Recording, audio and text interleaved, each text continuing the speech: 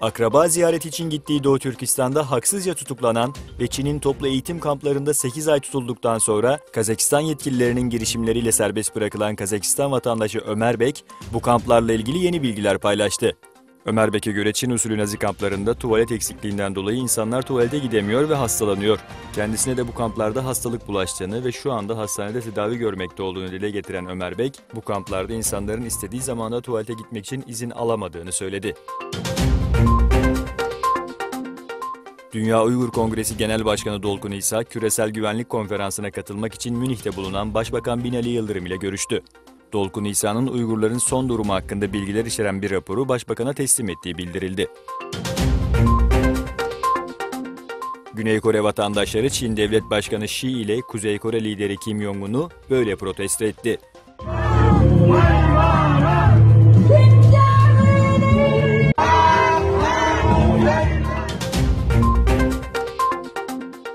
Amerika Birleşik Devletleri'nin yeni Avustralya Büyükelçisi olmak üzere aday gösterilen Amerikalı Amiral Harry Harris, Çin'in askeri açıdan giderek büyüdüğünü belirterek ABD'nin bir savaşa hazır olması gerektiğini söyledi.